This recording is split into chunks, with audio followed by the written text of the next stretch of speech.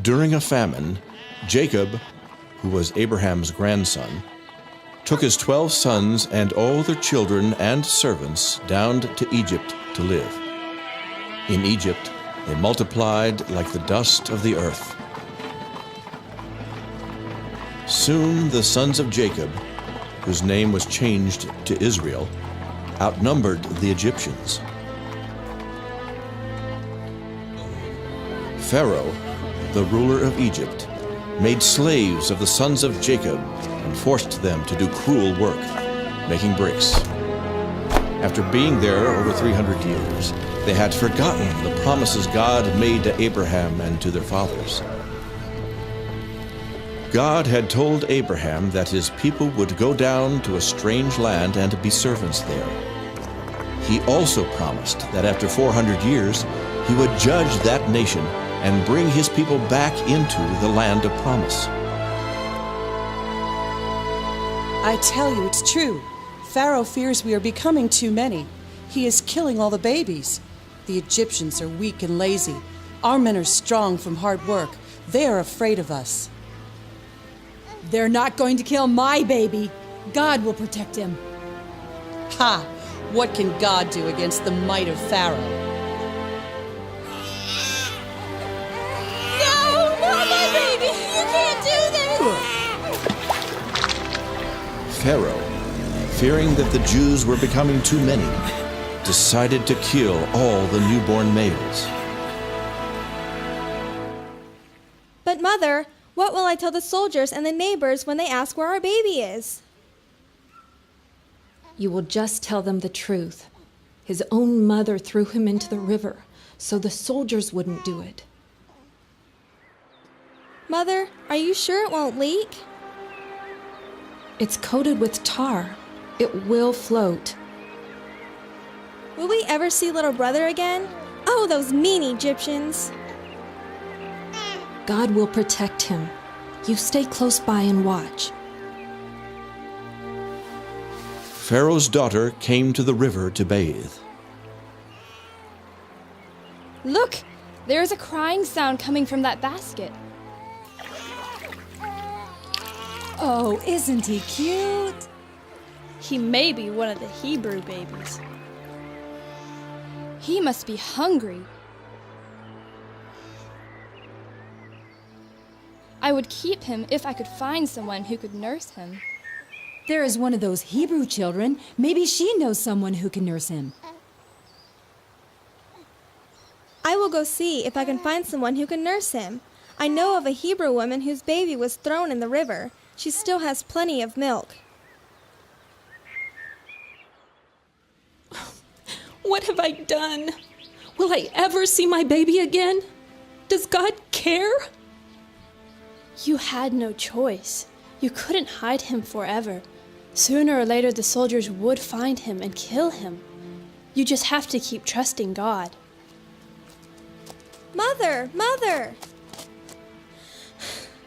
Mother! The daughter of the Pharaoh came to the river and found my little brother. She wants to keep him for her own, and she is looking for someone to nurse him. She is coming here now. Blessed be the eternal God. I heard you lost your baby. I am so sorry. I found this one in the river. I will pay you to nurse him for me. When he is weaned, I will come and take him to the palace, where he will be raised to be Pharaoh of Egypt. We will call him Moses. As Moses grew, she taught him about the true God of his fathers. God had a special purpose for this little boy. Jump in, little prince, and we will take a ride to the palace. How fast can they run? Thank you for nursing Moses. He looks so healthy. He will grow up to be rich and powerful. As the adopted son of Pharaoh's daughter, Moses grew to become a great man in Egypt. He was destined to be rich and powerful, but he never forgot his heritage. I am telling you, Moses, the God of our fathers, Abraham, Isaac, and Jacob, told Abraham that his seed would multiply and that they would become strangers in a land that was not theirs. Well, here we are. Yes, and he also told Abraham that we would be afflicted in that strange land for 400 years. We have now been here 359 years, just 41 years to go. And he also told Abraham that he would judge that nation for the evil they would do to us, and that we would leave with great wealth and go back to the land God gave to our fathers. That seems incredible. Pharaoh would never let all of his slaves leave, and he certainly wouldn't allow them to leave with wealth. But perhaps there is a way. Why wait 41 more years? The Hebrew children suffered under the rule of their masters. They had to work in the slime pits making bricks. Moses could not stand to see them suffer, so he decided to do something about it. Get up, you filthy swine! Get up before he beats you to death! Eber, get up! One day, Moses saw one of the Egyptians cruelly beating one of his own people. The time of deliverance has come. This must stop. No more! Moses killed the Egyptian and buried the body, but someone saw him and reported it to Pharaoh. Stop! You must stand trial for murder! It's Moses! Oh God, what have I done? Moses left Egypt and fled into the wilderness. He was alone, without family or friends. He did not deliver his people. He couldn't even deliver himself. Moses walked for many days. When he could go no farther, he came upon a camp of shepherds. Look, a man. He looks nearly dead. Bring water. He's an Egyptian. Moses found a new life among the Midianites. He learned the ways of the wilderness, married, and became a shepherd. 40 years passed, and Egypt became a distant memory. Moses had given up hope of ever seeing his people again.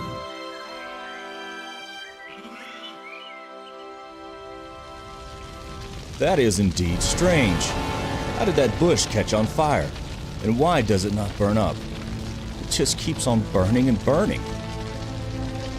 Moses, take your shoes off. You are standing on holy ground. I am the God of your fathers, Abraham, Isaac, and Jacob. I have seen the suffering and heard the prayers of my people in Egypt. It is time to deliver them from their oppression and bring them back into the land I promised their fathers. I will send you to Pharaoh, and you will bring my people out of their bondage. You will tell him to let my people go, and he will refuse. Then I will show my power to Egypt. After that, he will let them go. But they will not believe that you have sent me. They will just laugh. Throw your staff on the ground. What? My staff? It has become a deadly serpent. Pick up the serpent by the tail. It has turned back into my rod. Go to Egypt. I will teach you what to say and tell you what to do. Your brother Aaron will be your assistant. You are going back to Egypt? But what about all those who seek to kill you? It has been 40 years. All who know anything of my past are dead. No one will recognize me. How long will you be gone? Until Pharaoh lets God's people go.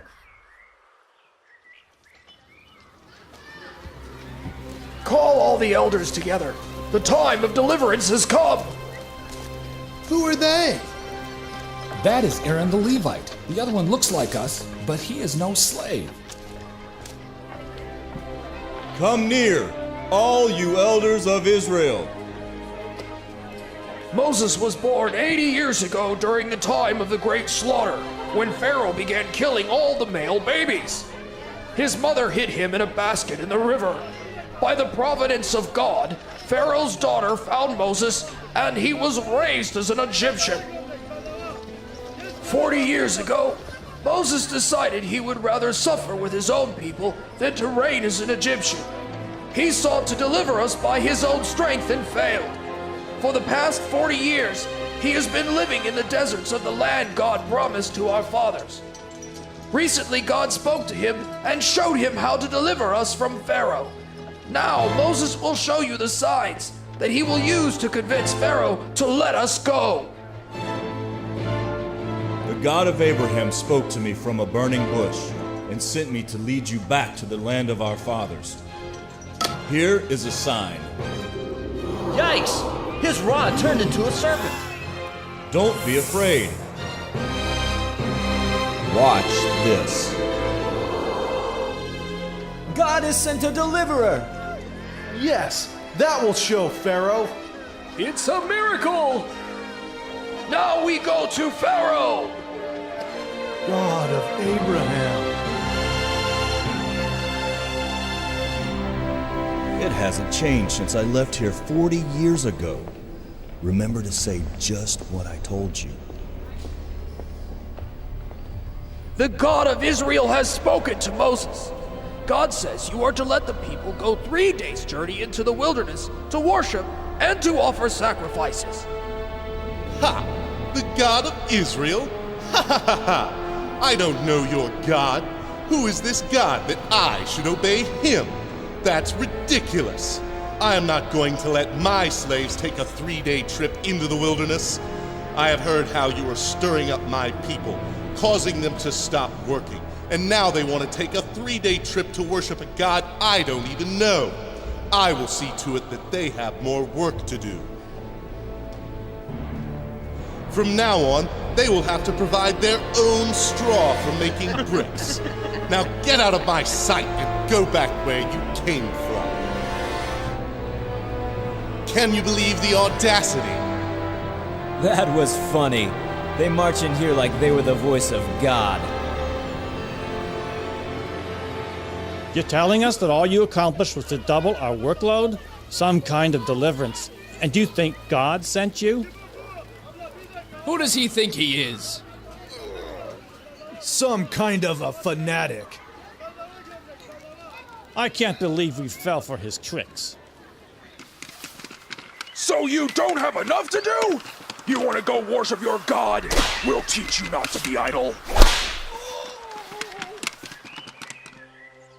Jehovah, since I have come speaking in your name, things have gotten much worse. Why do you send me here? I am Jehovah, the God of your fathers, and I have seen the suffering and I've heard the cries of my people, Israel. It is time to fulfill my promise to Abraham and lead this people to the land of Canaan. You, Moses, will lead them. But I cannot speak well.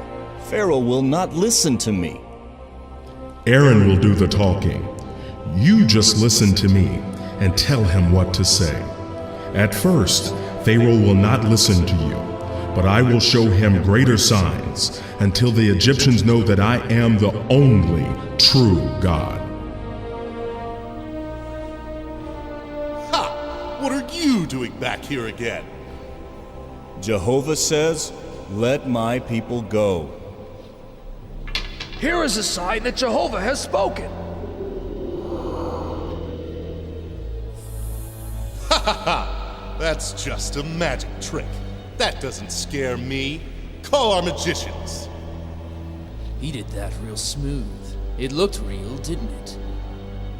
Wonder where he learned to do that. Come quickly and bring that magic trick where you turn your rods into serpents. Our god of serpents, Nesser, has sent us to tell you to make more bricks. Moses, what do we do now? We look like fools. Look, his serpent wants to fight ours. His serpent is eating one of ours. It swallowed our serpent completely. Don't tell me it is going to try to eat another one. Our serpent god Nesert will be angry. I can't believe it. His serpent has eaten every one of ours. How could this be? Jehovah is the God of creation. He says, "Let my people go." I don't know how you did that, but I'm not going to pay for the show with 1,000,000 slaves. Get out of my sight! Exodus 7:13. And he, God, hardened Pharaoh's heart, that he hearkened not unto them, as the Lord had said. Why did Jehovah send us with a sign that Pharaoh's magicians could duplicate? For a while there, it made us look like fools. I don't know, but God did say that he was going to harden Pharaoh's heart. That's certainly what happened. Did you see how mad he got when my rod ate his pet snakes?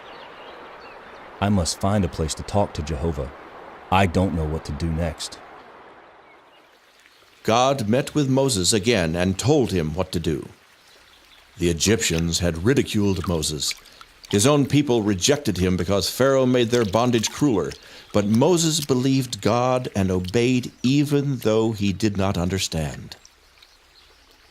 Jehovah says, "Because you refuse to let my people go, and so that you will know that I am the true God, all the waters of Egypt shall become blood." Now that is impressive. How did he do that? Go get my magicians. The god of the Nile will stop this. See, my magicians can do that too. I will not be persuaded by your magic tricks. I have never in my life seen anything like it. Even the springs and little ponds have turned into blood. What did he say was the name of his god? Never heard them say. What difference does it make? We have thousands of gods. The god of the Nile must be angry. That fellow Moses says that his God is the only God. One god? That's ridiculous. 7 days after the waters were turned to blood, Moses again brought God's judgments on Egypt. Let the waters bring forth frogs in abundance. The stinking blood waters suddenly produced millions of frogs.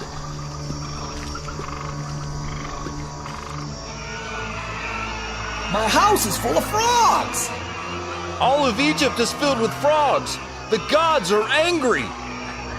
Where are our priests? Can't they do something?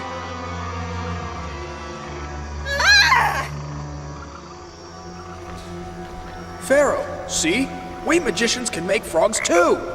Why are they making more frogs? Didn't that fellow Moses give us enough? Now Pharaoh gives us more. Why don't you let them go into the wilderness as they asked? We can't stand much more of this. Call Moses. Tell him I want to talk. Yes, Master. As you say. Ask Jehovah to take away the frogs. If he will do so, I will let your people go and do the sacrifice. You name the time you want the frogs to die, and it will be so. Tomorrow morning. According to your own words, so shall it be, that all may know there is no God like Jehovah God. When Pharaoh saw that the frogs died at the time he appointed, he hardened his heart and refused to let the Hebrews go. What kind of God is this Jehovah, that he fills our land with frogs? What makes you think God did it? Maybe it's just a natural phenomenon. Then how did Moses know it was going to happen so he could predict it? And how did he know the exact hour they would all die? Oh, shut up and shovel, or we will never get finished. And Jehovah said unto Moses, Say unto Aaron, Stretch out your hand, and strike the dust of the ground. that it may become lice throughout the land of Egypt.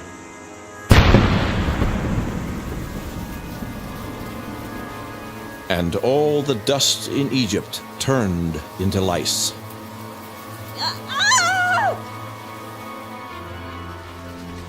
What do you mean you can't make lice? The people will think that his God is more powerful than ours. Magic tricks, that's all you can do. But sir, surely this is the work of God.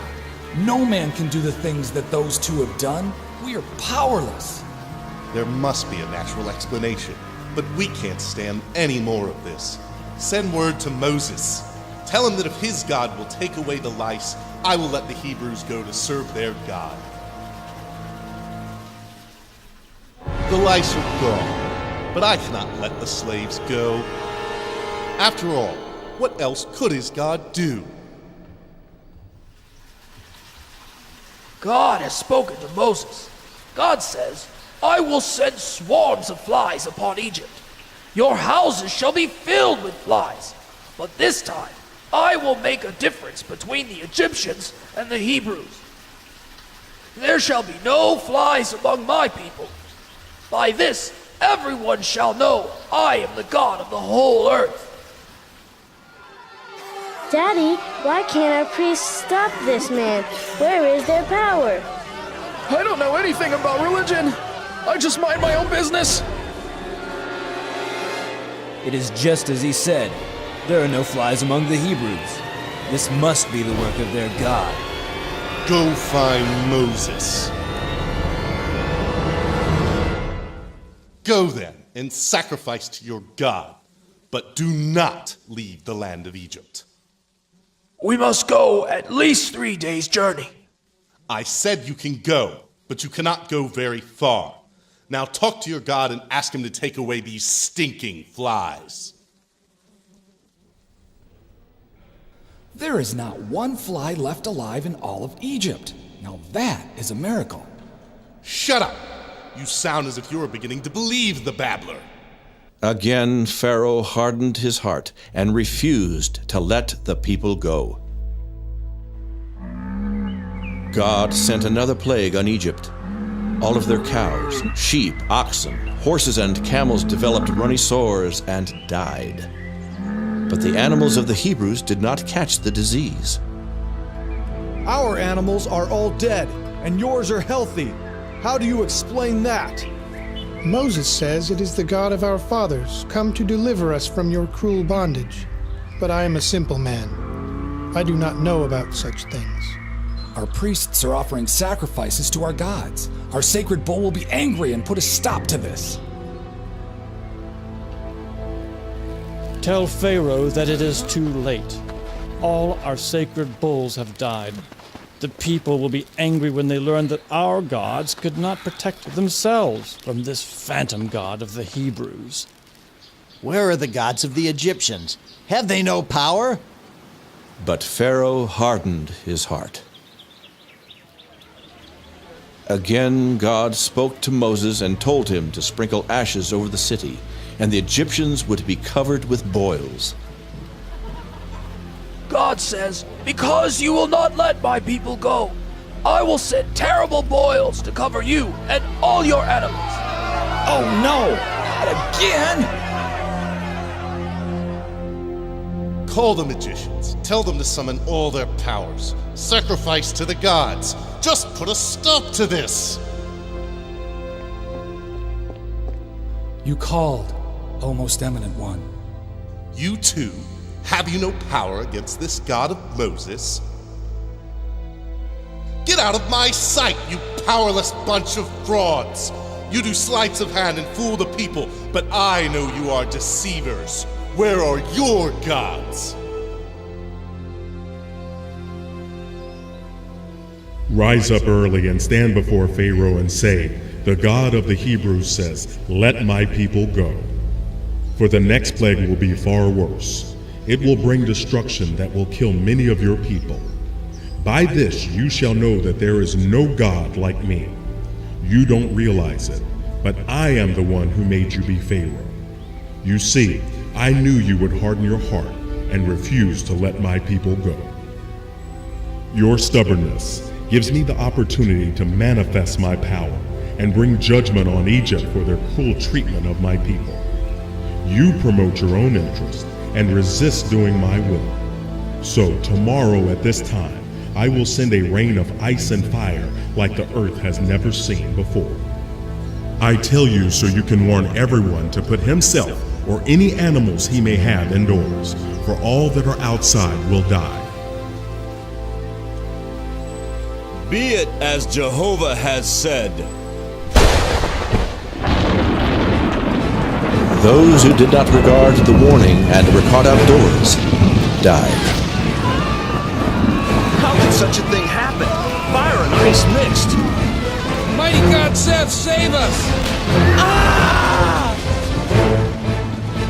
Father, how does that man Moses do this? Is his God more powerful than Seth, Lord of Chaos and Storms? He claims there is only one God, and that these Hebrews are his children. But no one has ever seen his God, not even the Hebrews. His God, which he claims is just a spirit, is trying to convince Pharaoh to let them into the wilderness to worship. Almighty Seth, Lord of Chaos and Storms, we beg of you, put a stop to these terrible storms. Surely you are greater than this unseen God of Moses. It doesn't come near us, just the Egyptians. Daddy, I'm afraid. Will the fire and ice fall on us too? No, child. Jehovah is punishing the Egyptians for not obeying him. He is showing them that their God of storms, Seth, is powerless to help them. It is so horrible. I have sinned against Jehovah. The God of Hebrews is righteous, and my people are wicked. Ask Jehovah to stop the fire and ice, and I will let your people leave immediately. As soon as I am out of the city, I will lift my hands to heaven, and the plague will cease. By this you will know that the earth belongs to Jehovah, but you will not keep your word. You do not yet fear God. When Pharaoh saw that the storm was past, he sinned yet more and hardened his heart. He did not let the people go. God sent yet another plague. Locusts came and ate every green thing that the storm had not destroyed. Then the locusts chewed their way into the houses. Mama! Mama! Take that! Jeb, God of vegetation, do you not see what this God of the Hebrews does to our crops? Osiris, show yourself strong this day. Pharaoh called Moses and promised to let the people go. But when God took away the locusts, Pharaoh again hardened his heart and refused to give up his slaves. Then God caused a thick darkness to descend over Egypt. For 3 days it was blacker than a cloudy night, but in the Hebrew homes there was no darkness. I could have had you killed before now, but that would prove that our gods had no power against yours. Get out of my sight. I will never see your face again, for in that day you will die. You have spoken the truth for once. We will never see each other again. Ra, great God of the sun, hear us. For 3 days you have hidden yourself. Can you not defeat this God of the Hebrews? This is it. One final plague, and Pharaoh will be glad to see us leave Egypt. Tonight at midnight, the destroyer will pass through the land of Egypt. The firstborn male child in every family will die. God will punish sin this night. But what of our firstborn? Will they also die?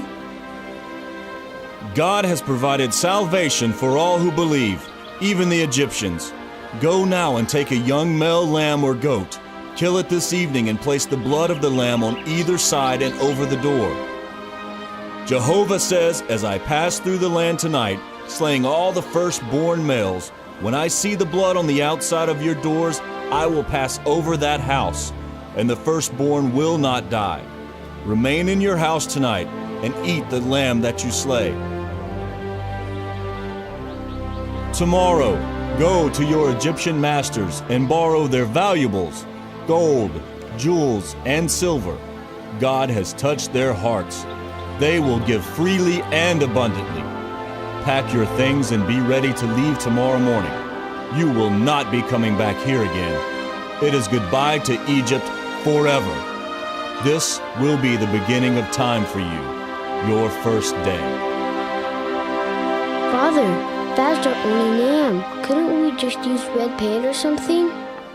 Son, God said kill a lamb and put its blood on the doorpost. We must do exactly as he says. You have seen how he judges those who do not obey him. This lamb is to save you from death. Then this lamb has died for me? And for me also, for I too am a firstborn son. Mama, why is Daddy painting our door with blood? Jehovah said, when I see the blood on your doors, I will know that you believe me, and I will not kill anyone inside the house. Why have you not killed the lamb and placed blood on your door? Ha! You believe all that superstitious stuff? How is a little blood on a doorpost going to stop death from coming? My son is not scared. Are you, Joachim? Of course not. You think I'm a sissy. Religion is for weaklings. A good God wouldn't kill people for just failing to put a little blood on their door. What about the people who haven't heard? Father, why is this night different from all others? Because tonight God will send his destroyer to kill all firstborn males who do not believe him. But when he sees the blood, he will pass over that home. This is the beginning of days to us. Every year at this time we will celebrate this Passover and remember that God delivered us from the hand of Pharaoh. Oh, Father, listen to the screams. The destroyer must be here. Do not be afraid. We have obeyed God. The blood is on the doorpost. We are eating the lamb. My son is dead! Oh God, do something! Call Moses! I am sorry, but it is too late. You were warned, but you refused to believe. I'm afraid that many have died this night.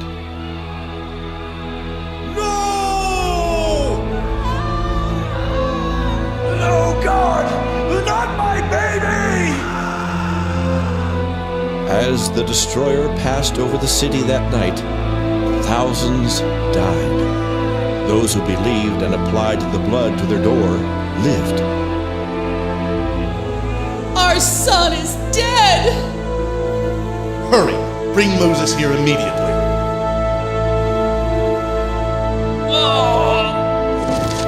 What the? He is the firstborn of his family. Pharaoh again called for Moses. But Pharaoh did not look at Moses' face. I have sinned. Please leave Egypt and take all the Hebrews with you.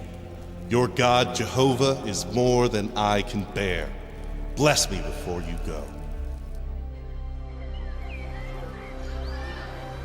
Just as God had promised their fathers, after 400 years, they were leaving Egypt. The Egyptians gave the Hebrews gold and jewels and food, anything they wanted and could carry. It was a joyous occasion for the Hebrew children, the first day of a new nation. 600,000 men, with the women and children, left Egypt to travel to the promised land. God led them during the day with a cloud, which gave them shade, and during the night with a pillar of fire, which gave them light.